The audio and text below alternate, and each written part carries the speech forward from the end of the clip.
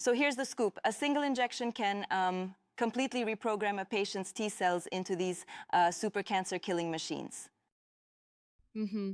Wow, that's incredible. So this isn't your classic lab-made CAR T therapy, right?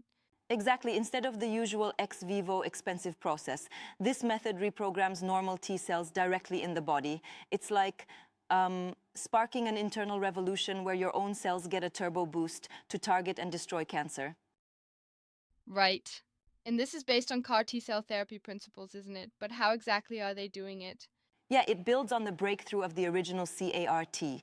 They use either RNA injections or even a virus engineered to carry the gene editing payload, which then transforms the T cells right inside the patient.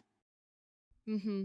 That seems revolutionary, but aren't there concerns about safety? Traditional CAR T treatments can have severe side effects like cytokine release syndrome. Sure, that's a valid point. The early trials, though small, reported only mild cytokine release syndrome, which they managed quite well. It's promising because the side effects seem less severe than with the standard approach. Yep.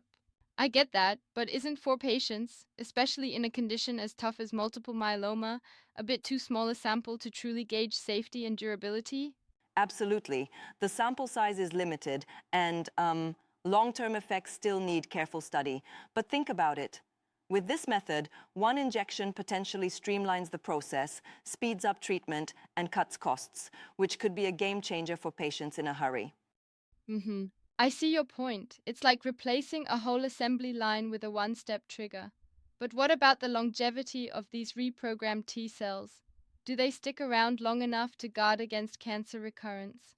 That's one of the big questions. We need long-term data to see how persistent these upgraded cells remain. Researchers are really keeping an eye on those factors: durability, expansion, and even unintended genetic effects. Right. And I guess there's also the matter of efficiency. The fact that the new method avoids the manufacturing hassle is huge, but it might come with its own challenges, like ensuring the virus or RNA delivery hits just the T cells. Spot on.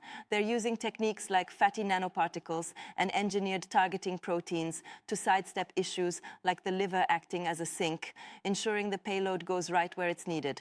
It's pretty clever Yep. engineering. All in all, it sounds like a huge leap forward in immunotherapy.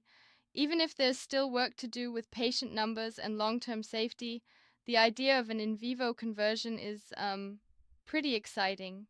Totally.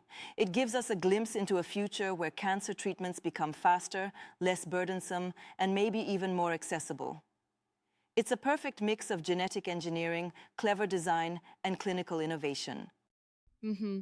I'm really excited to see where this goes. It might just be the spark that ignites a new wave of one shot, cost effective cancer immunotherapies.